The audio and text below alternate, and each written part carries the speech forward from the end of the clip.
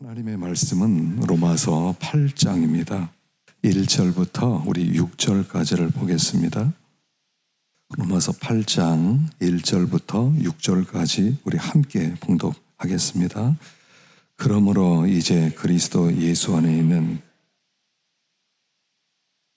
이는 그리스도 예수 안에 있는 생명의 성령의 법이 죄와 사망의 법에서 너를 해방하였음이라. 율법이 육신으로 말미암아 연약하여 할 수 없는 그것을 하나님은 하시나니 곧 죄로 말미암아 자기 아들을 죄 있는 육신의 모양으로 보내어 육신의 죄를 정하사 육신을 따르지 않고 그 영을 따라 행하는 우리에게 율법의 요구가 이루어지게 하려 하심이니라. 육신을 따르는 자는 육신의 일을, 영을 따르는 자는 영의 일을 생각하나니 육신의 생각은 사망이요 영의 생각은 생명과 평안이니라. 아멘. 로마서는 굉장히 중요한 성경이라고 그랬죠. 성경 다른 게 다 없어지더라도 로마서만 있다면 우리가 구원을 받을 수 있다라고 할 만큼 이 복음에 대해서 아주 잘 나와 있는 것이 로마서입니다. 그래서 로마서의 앞부분에서 1장에서 3장까지는 인간은 죄인이다, 모두 다 지옥 가야 된다, 정죄함을 받은 자들이다, 이런 내용이고요. 4장에는 그럼 어떻게 구원을 받느냐? 오직 믿음으로만 구원을 받는다. 믿음으로 구원받는다는 것은 인간의 행위가 하나도 들어간 것이 아니다. 어떤 사람은 내가 믿어서 구원받았다, 내가 믿은 거다 그러는데 그 믿음조차 하나님의 선물로 주셨기 때문에 믿음도 내 것이 아니다. 전적인 하나님의 하나에부터 열까지 알파와 오메가, 처음부터 끝까지 하나님의 계획이요 역사다. 그래서 그게 믿음으로 구원받는다는 의미다 그랬습니다. 그리고 믿음으로 구원받는 다음에 4가지 축복이 있다고 그랬죠. 5장에 들어가서는 예수를 믿음으로 말미암아 하나님과 화평하게 되었다. 하나님을 아빠라고 부를 수 있게 되었다. 하나님과 관계가 회복되었다. 6장에서는 예수님과 연합시켜 놓았다. 그래서 이제 예수님과 결혼한 자가 되어서 예수님의 모든 은혜와 축복이 내 것이 되었다. 7장에 들어가서는 율법으로부터 우리가 자유케 되었다.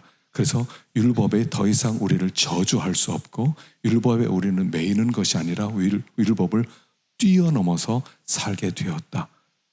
그런데 그러면 율법으로부터 자유한 다음에 너희들이 마음대로 살라고 우리에게 율법으로부터 자유케 하느냐? 그건 아니다. 오히려 하나님을 기쁘시게 하는 자가 되도록 하기 위함이다.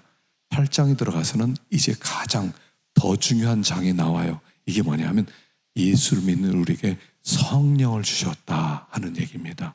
그래서 8장을 성령장이라고 얘기하고요.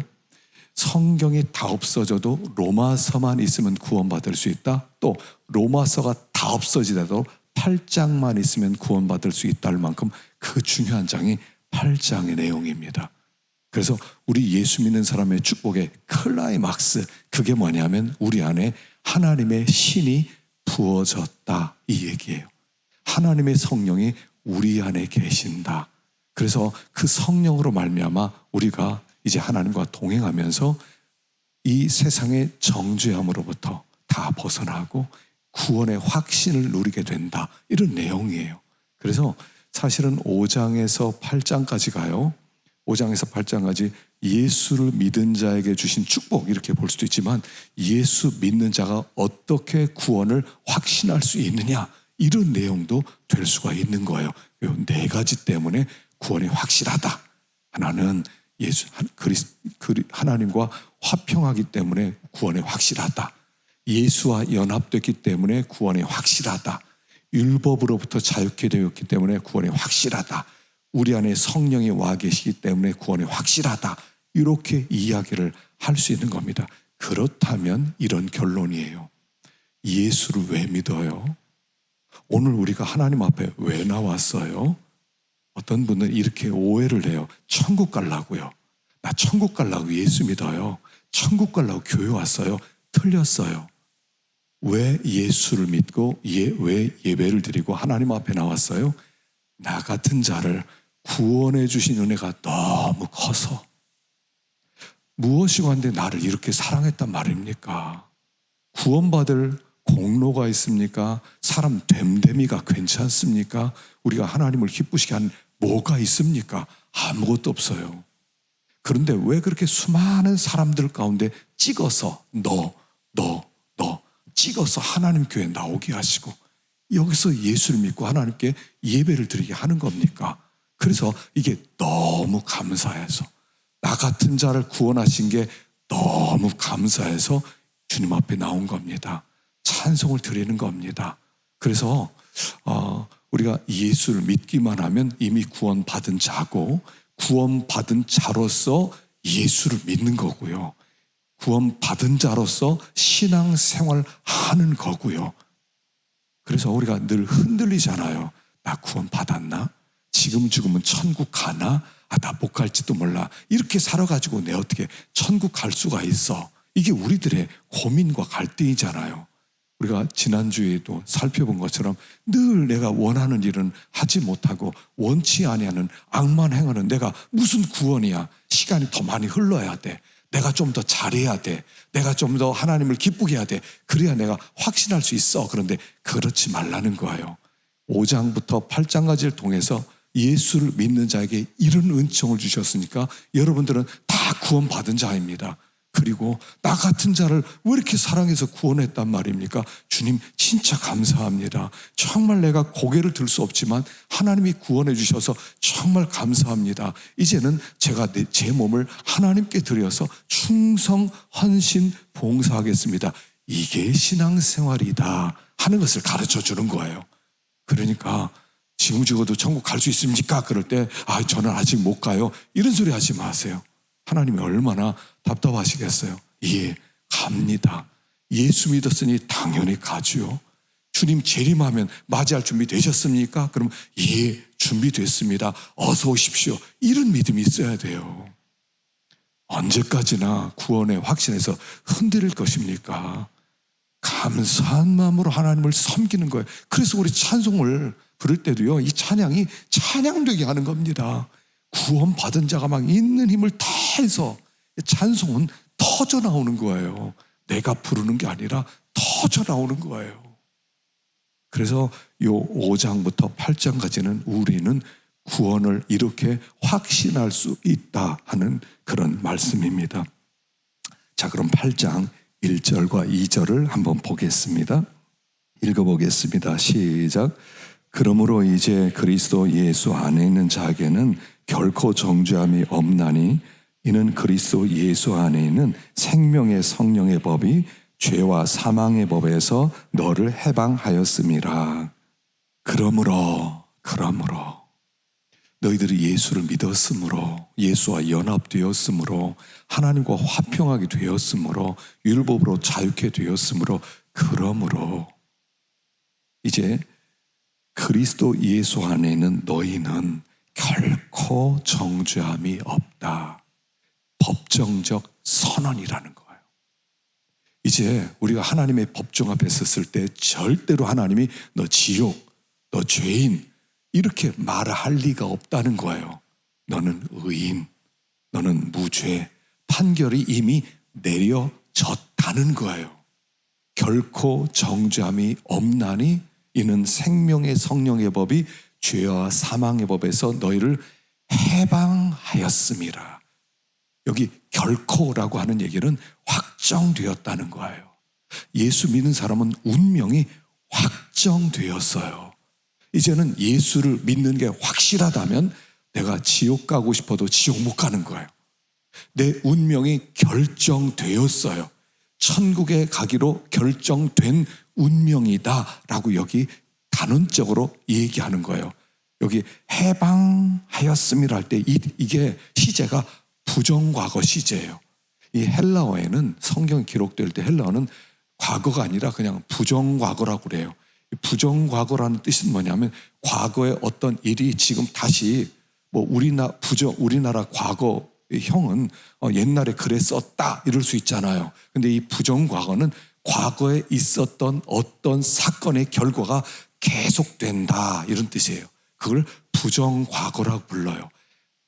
생명의 성령의 법이 죄와 사망의 법에서 너희를 해방하였다. 그럴 때는 해방된 그 사건이 지금까지 계속 지속되고 있다, 이런 뜻이에요. 우리가 마치 1945년 8월 15일 일제 식민지에서 해방되었다 그럴 때 그 식민지에서 해방된 결과가 지금까지 계속 되는 것하고 똑같아요. 이게 부정과거예요. 과거에 예수를 믿을 때 하나님께서 우리를 죄에서 해방시키고 하나님의 정죄에서 해방시켰는데 그 결과가 지금까지 계속되고 있다, 그런 뜻이에요. 그러니까 더 이상 어떤 누구도 너희를 정죄하지 못한다. 또 죄와 사망의 생명의 성령의 법이 죄와 사망의 법에서 너희를 해방하였다 그랬습니다. 이게 뭐냐면 생명의 성령의 법, 죄와 사망의 법, 이 두 가지 법이 있는데 이게 무슨 법이냐면 성령은 생명을 주는 힘이란 얘기예요. 성령은 항상 우리에게 힘을 주어요. 우리 안에 성령이 임하면 힘과 능력이 우리에게 찾아와요. 죄와 사망의 법은 이 죄라는 것은 항상 죄를 지면 사망이 찾아와요. 우리가 죽음의 고통이 찾아와요. 그래서 죄를 짓게 만드는 힘, 그래서 결과 사망의 고통을 주는 힘. 생명의 성령의 법은 성령을 따라갈 때 생명을 낳게 해주셔서 우리로 하여금 기쁨과 우리로 하여금 평안함과 우리로 하여금 소망을 넘치게 하는 그 힘, 그게 생명의 성령의 법. 예수를 믿을 때 이런 일이 벌어집니다. 예수를 믿을 때 하나님의 성령이 우리 안에 들어왔다는 뜻이에요. 근데 성령은 그냥 들어오는 게 아니에요. 성령과 생명은 항상 함께 다니세요. 생명과 성령은 함께 다니세요. 성령의 충만함을 받으면 생명의 충만함이 생기는 거예요.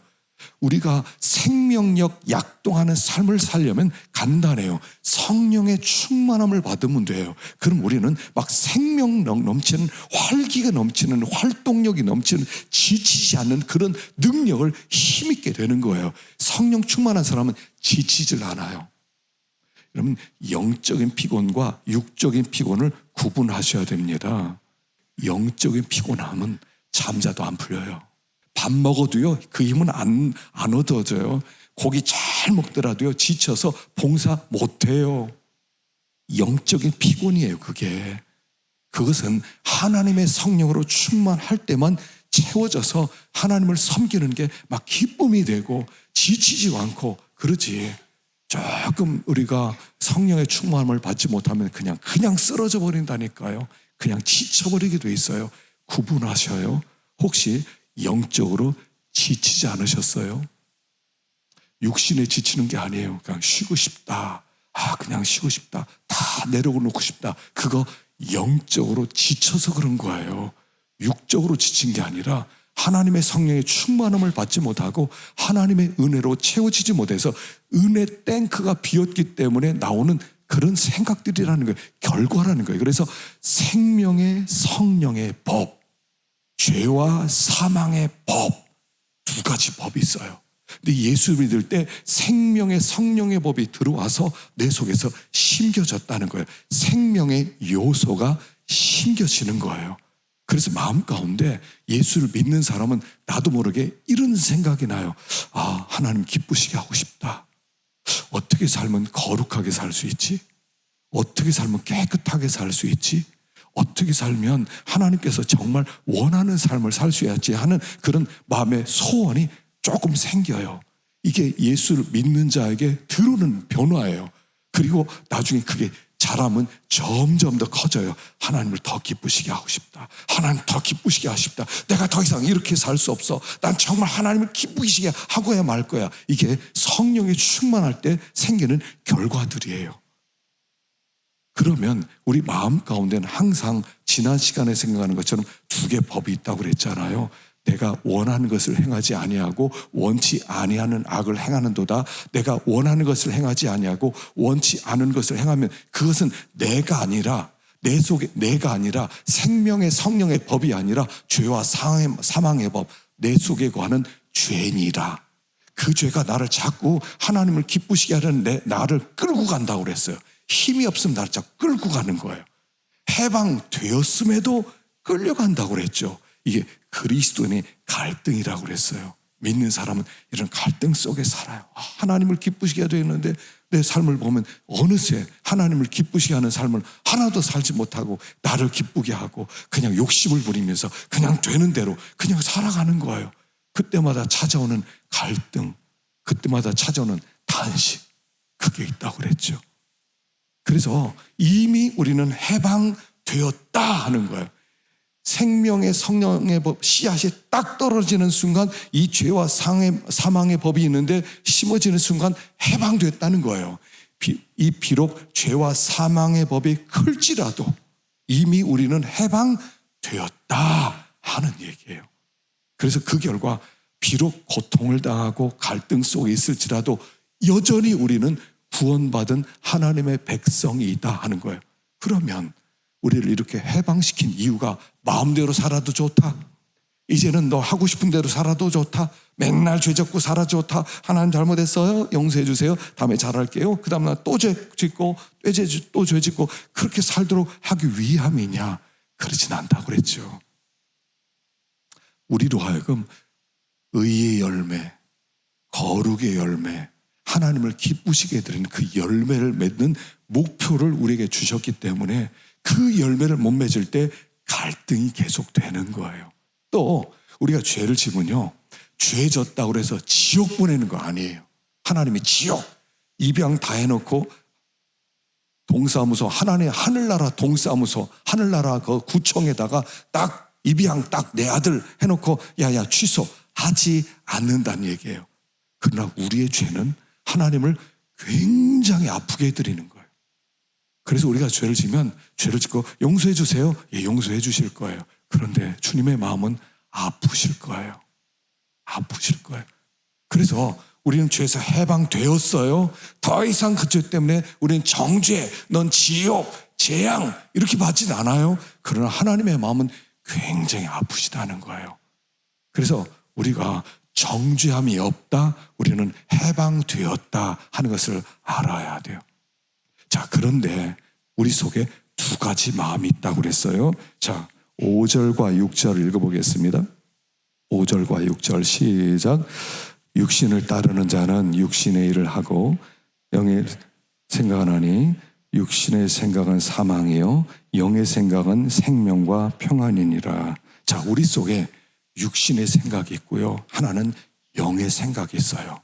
우리 안에 생명의 성령의 법이 우리 속에 들어왔다고 그랬죠. 그런데 우리는 이미 죄와 사망의 법에 지배를 받고 있어요. 그래서 항상 두 가지 생각이 우리의 인생을 좌우해요. 하나는 육신의 생각이 우리에게 찾아와요. 육신의 생각을 쓰는 자는 여기 육신의 결과는 뭐냐면 사망이다 그랬거든요.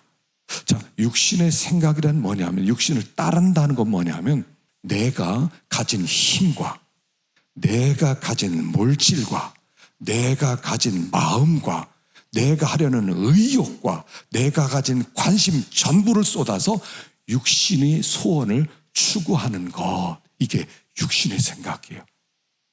내가 가진 소원, 내가 가진 관심, 내가 가진 애정, 내가 가진 마음, 내가 가진 시간, 내가 가진 정력, 모든 걸 그걸 힘을 합쳐서 육신의 소원을 추구하는데, 그 육신의 소원은 뭐냐면 한 가지예요. 내 이름이에요. 내 이름, 나를 위해 사는 것, 내 이름. 그래서 나를 추구하면서 하는 거예요. 이 세상에서 잘 되고자 하는 나, 이 세상에서 인기를 얻고 높아지려고 하는 나, 이 세상에서 편안하게 살고 싶어하는 나, 내 이름, 그 내 이름을 추구하는데 전심전력을 다하는 그 삶이 바로 육신을 추구하는 것이다 하는 거예요. 그래서 육신을 추구하는 삶을 사는 자에게는 사망이 찾아오는 거예요. 사망. 마치 이런 거예요. 우리 지난 맥체인 성경 읽기에 룻기가 나왔죠. 여러분, 룻기가 얼마나 은혜스러운지 몰라요. 이 룻기가 어떻게 시작되냐면 베들레헴이라는데 어떤 한 가정이 살아요. 남편의 이름은 엘리멜렉. 엘리멜렉은 엘리란 나의 하나님, 멜렉 왕, 나의 하나님이 왕이시다 이런 뜻이에요. 그리고 부인은 나오미, 기쁨. 그래서 이 부분은 이런 뜻이라고요. 하나님을 나의 왕으로 섬길 때 우리에게는 기쁨이 있다. 이게 가정이었어요. 이게 기독교인의 가정이에요. 하나님을 왕으로 섬길 때 우리에게는 기쁨이 찾아온다. 그런데 베들레헴에 사는데 거기에 기근이 들었어요. 흉년 들었어요. 먹을 게 없어요. 왜냐하면 이 사사시대는 하나님이 징계를 많이 보내셨거든요. 그래서 기근은 징계란 말입니다. 그래서 먹을 게 없어졌어요. 그러니까 엘리멜렉과 나오미가 그때 왜 이런 일이 벌어졌을까 생각하는 게 아니라 어떻게 먹고 살지? 야, 여기서 우리 가족 어떻게 살아? 우리 두 아들 어떻게 먹여 살려? 야, 이사 가야 되겠다. 모압에 가면 먹을 게 많아. 야, 모압으로 가자. 그래서 앞뒤 재지 않고 다 세간살에 정리한 다음에 모압으로 갔다는 얘기예요. 그리고 모압으로 가서 거기서 어떻게 돼요? 결국 두 아들이 죽고 남편도 죽었어요. 그리고 나오미만 남았어요. 나오미의 남편 이름이 마라로 바뀌는 거예요. 슬픔, 아픔, 쓴 이름으로 바뀌게 되는 거예요. 자, 육신의 생각을 썼더니 결론은 사망이 오더라는 거예요. 우리는 항상 여기에 초점이 있어요. 뭐 먹고 살지. 이게 초점이잖아요. 뭐 먹고 살지? 이 세상에서 금방 이렇게 어려움 당하고 이렇게 힘든 일 당하고 특별히 우리는 이런 시대를 살아가다 보면요. 금방 우리의 항상 첫 번째 우리가 추구하는 첫 번째 우선순위 첫 번째 뭐 먹고 살지? 이게 육신의 생각이라는 거예요. 뭐 먹고 살지? 이게 우상숭배적 삶이라는 거예요. 이게 하나님을 떠난 자의 삶이라는 거예요. 아니 이게 무슨 우리가 먹고 살아야 되지 않습니까? 근데 신앙생활은 뭐냐면 하나님이 채워주시는 삶이라는 거예요. 하나님이 채워주시는 삶이 하나님의 영을 따라가는 건데 그냥 내가 뭐 먹고 살지 그리고 먹고 살기 위하여 내린 결정들 이게 다 육신의 생각이라는 거예요. 그 결론은 사망. 여러분 사망이란 뜻은 뭐냐면 열매가 없다 이런 뜻이에요. 신앙생활은요 열매 맺는 삶이에요. 한번 보십시다. 여기 마태복음 10장 42절 한번 읽어보겠습니다. 마태복음 10장 42절 시작. 또 누구든지 제자의 힘으로 이 작은 자 중 하나에게 냉수 한 그릇이라도 주는 자는 내가 진실로 너에게 이르노니 그 사람이 결단코 상을 잃지 아니하리라 하시니라. 여러분 이게 무슨 말이겠어요? 내 이름으로 제자 중 하나에게 냉수 한 그릇이라도 대접하면 상을 잃지 않는다. 하나님 앞에 섰을 때 이 땅에서 행한 모든 사소한 일, 모든 작은 일에 대해서 다 상 주시겠다는 거예요. 뭐든지 하나님께서 와서 이건 상 받아야 돼 하는 것들은 냉수 한 그릇이라는 아주 사소한 거니겠어요. 여러분 제가 누구에게 냉수 하나 대접한 거 이거 기억이 나겠습니까? 나도 기억하지 못해요. 근데 하나님 그걸 기억하고 상 주시겠다는 거예요. 그 이야기는 이 세상에서의 우리의 삶은 하나님 나라에서 상을 기대하는 삶이다 이런 거예요. 우리의 결론은 하나님 앞에 있는 거예요. 이 세상에서 자꾸 결론을 우리가 맺으려고 그래요. 우리의 결론은 하나님 앞에서 맺어지는 거예요. 이 땅에서 하나님께서 한 모든 일들을 하나님께서 거기서 상을 주는데 육신의 생각을 따라가면 상 받을 게 없다 이런 뜻을 얘기하는 거예요. 그게 사망이란 뜻이에요. 아무것도 맺혀질 열매가 없다. 하나님이 상 줄 게 없다. 하나님 앞에 섰을 때 그래 너 어떻게 살았나 보자. 그래서 처음부터 끝까지 다 훑어봐서 샅샅이 훑어서 내가 하나님께 상으로 쳐질 만한 어떤 샘 쳐질 것을 따져봤더니 아무것도 없더라. 허무 이렇게 되더라는 거예요. 그게 사망이란 뜻이에요. 그래서 우리 신앙생활은요 항상 천성을 바라보는 거예요. 이 세상에서 누가 알아주지 않을까? 누가 돈 좀 주지 않을까? 누가 잘했다고 칭찬해 주지 않을까? 여러분 그냥 지나간 것들은 다 상이에요. 다 상이에요. 하나님 앞에 그렇게 상 받아야 되지. 그 상과 관계없이 그냥 여기에서 잘 먹고 여기서 잘 살고 여기서 편안하게 살고 보세요. 어떤 사람이 예배를 드리러 와요. 어떤 사람이 예배 안 드려요. 똑같아요. 천만의 말씀이에요. 하나님 앞에 가면 샘 쳐질 게 있고 어떤 사람은 샘 쳐질 게 없어요. 다 달라요. 싹 달라요. 우리 하나님은 너무너무 정확하세요. 그러니까 여기서 좀 고생 좀 하고 여기서 좀 힘 좀 들고 봉사한 사람 안 한 사람 하나님 앞에 가보세요. 어떻게 되는가? 넌 샘쳐질 게 아무것도 없다. 너는 육신만 따라갔구나. 하나님 앞에 책망만 받는 거예요. 그래, 육신의 생각은 사망이에요. 그럴 때 네가 한 일은 다 영이다, 허무다라고 말씀하는 거예요. 그 다음에 두 번째는 성령의 생각입니다. 성령의 열매 다 5절 다시 한번 5절과 6절을 읽어보겠습니다. 시작. 육신을 따르는 자는 육신의 일을, 영을 따르는 자는 영의 일을 생각하나니 육신의 생각은 사망이요 영의 생각은 생명과 평안이니라. 자, 성령을 따르는 자, 영을 따르는 자는 그 열매가 생명과 평안이다 그랬어요. 그러면 영의 생각은 뭐냐? 영의 생각은 제일 먼저 첫째, 영혼에 초점을 맞추게 만드세요. 영혼. 육신에 초점을 맞추지 않고 영에 초점을 맞추게 해주세요. 성령이 임하면 성령은 항상 무엇부터 점검하냐면 너 지금 하나님과 어떤 관계야 하고 이거부터 물어봐요. 아, 지금 내 사건이 많아요. 일이 많아요. 지금 막 너무 머리가 복잡해요. 근데 성령이 딱 임하면 모든 문제를 다 제껴놓고 지금 너는 하나님과 무슨 관계지 하고 점검부터 하세요. 성령의 관심은 하나예요. 성령의 관심은 내 영혼의 건강이에요. 그래서 요한 3서에 보면 여기 요한 3서 1장 2절 찾아보세요. 읽어보겠습니다. 시작. 사랑하는 자여 내 영혼이 잘됨 같이 내가 범사에 잘되고 강건하기를 내가 간구하노라. 초점이 항상 영혼이 잘되는 거예요. 영혼이 잘되는 것. 육신이 잘되는 게 아니라 영혼이 잘되는 것. 지금 내 영혼이 잘되고 있는가? 성령이 오셔서 점검하는 일 첫 번째는 내 영혼의 상태가 어떠하냐 하는 거예요. 내 영혼의 상태가 건강하냐? 내 영혼이 지금 유익을 얻었느냐? 영혼이 손해를 받았느냐?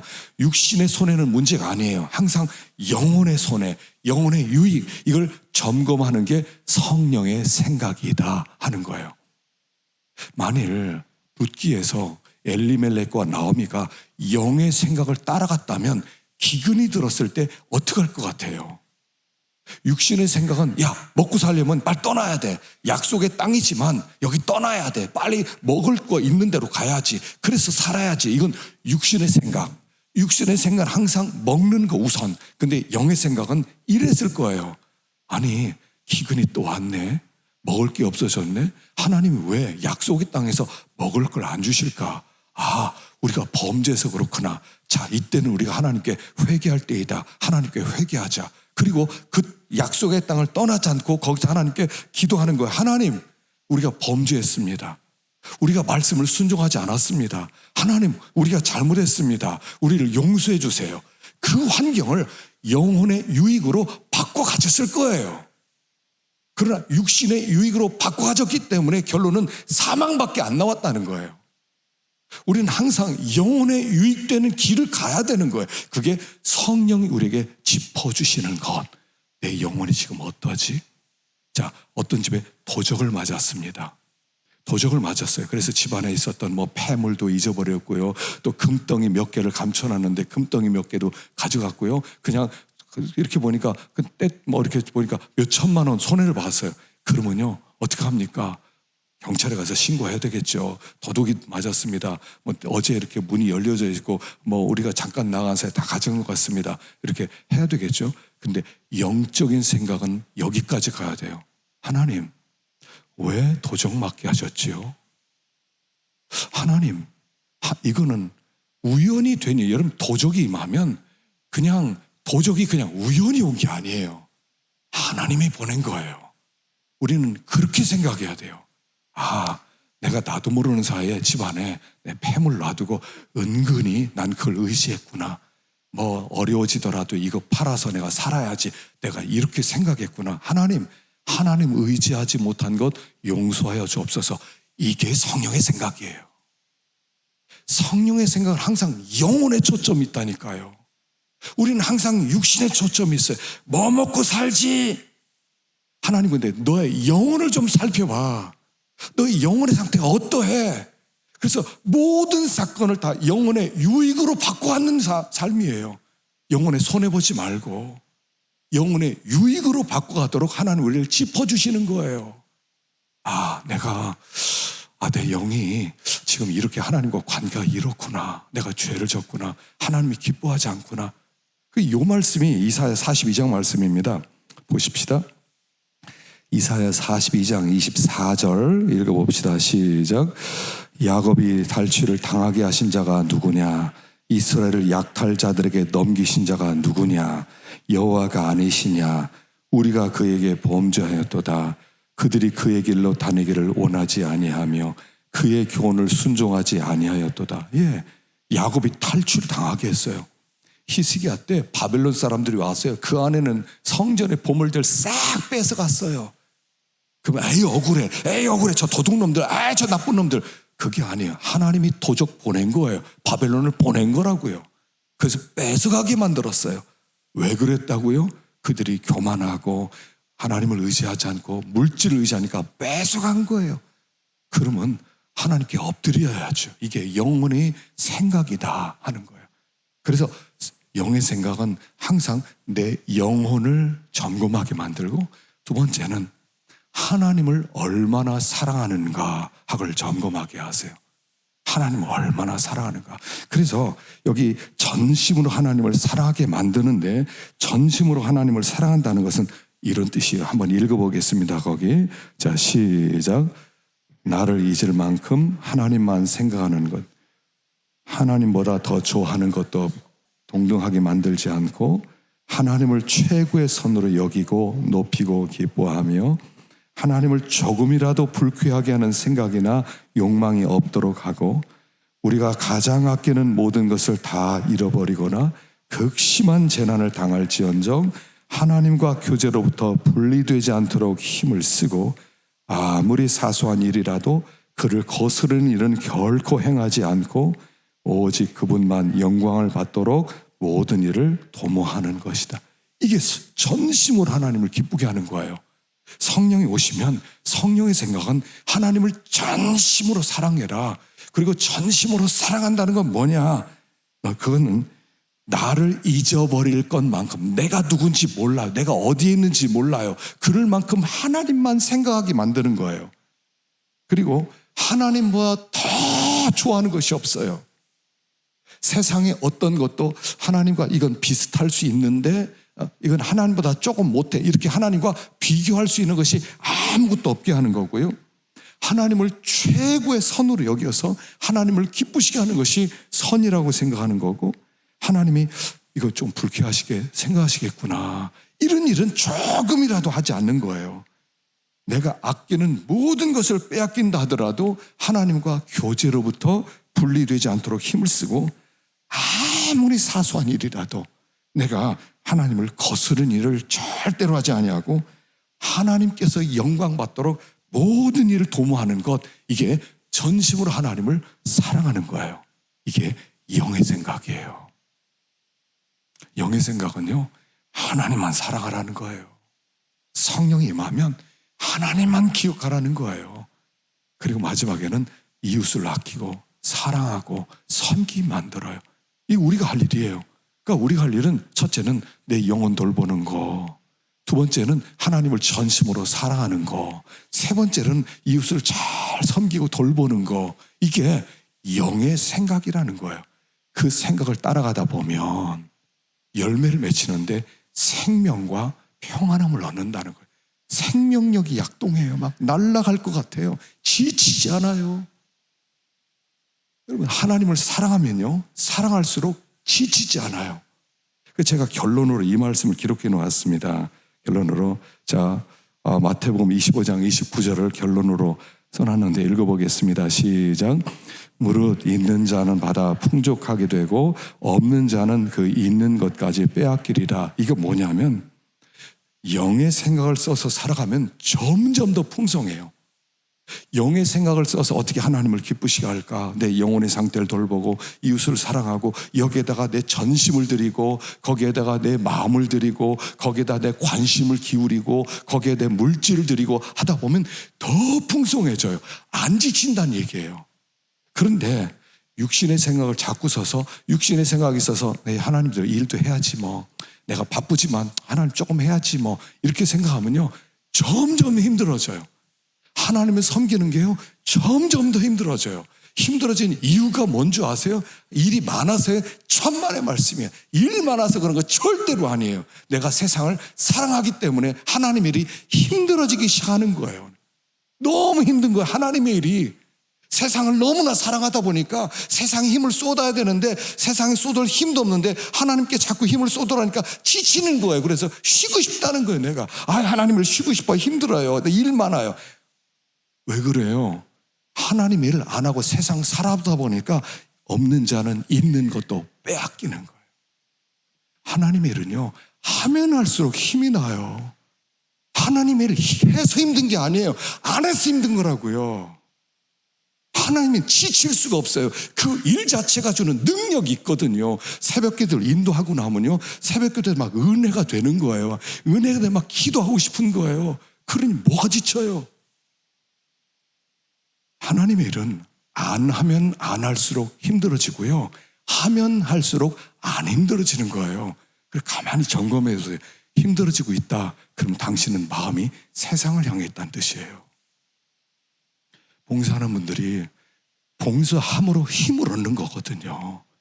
육신의 생각은 사망이고 영의 생각은 생명과 평강이니라 라고 말씀하는 거예요. 그래서 우리가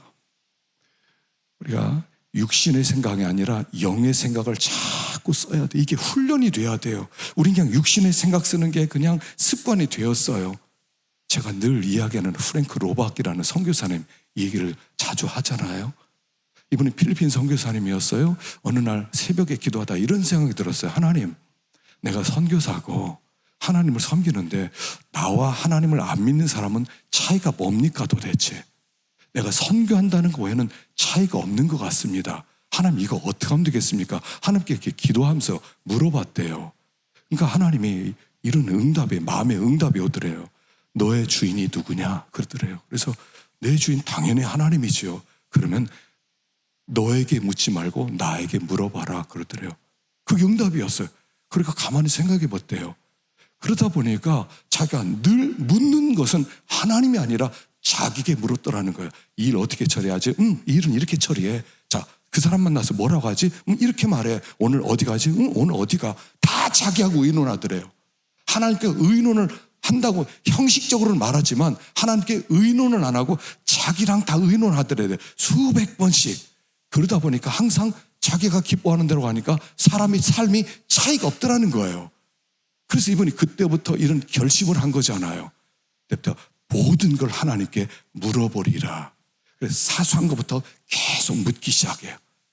그러다가 또 자기가 자기 생각을 또 쓰다가 다시 안 되지. 하나님께 물어봐야지. 하나님께 물어봐야지 하는 가운데 하나님이 임재 속으로 들어간 거예요. 그러다 보니까 내가 원하는 길이 아니라 전혀 다른 길로 하나님이 나를 이끌어 가시는 것을 발견하게 됐다는 거예요. 그래서 그 선교사에게 굉장히 큰 열매가 맺히지 않습니까? 미국에서 선교사가 우표에 난 것은 처음이었어요. 프랭크 로박이라는 사람이 미국 우표에 얼굴이 들어갔어요. 그런 일을 해내는데 그 일을 어떻게 해요? 내 생각이 아니었다는 거예요. 그게 영의 생각을 자꾸 따라가고 하나님께 물으면서 갔더니 전혀 생각할 수 없는 일들이 만들어지더라는 거예요. 그게 우리는 간증이라고 부르는 거예요. 그 간증이 있으세요? 하나님의 생각을 따라갔더니 맺혀진 그 간증들, 열매들이 있느냐는 거예요. 1년 내내 살아도 그 열매가 왜 없어요? 하나님의 생각을 따라가면 새로운 열매가 맺혀야죠. 맨 자기하고 의논해. 이건 이렇게, 이건 이렇게, 이건 이렇게, 이렇게 자기 생각만 해요. 그러니까 자기 열매가 맺혀지니까 내놓을 게 없는 거예요. 간증이란 영의 생각을 쓴 결과 전혀 맺혀지는 새로운 열매, 그게 간증이 되는 거예요.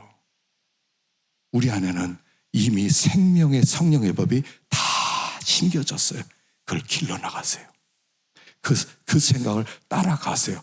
상상할 수 없는 길을 우리는 걷게 될 것이고요.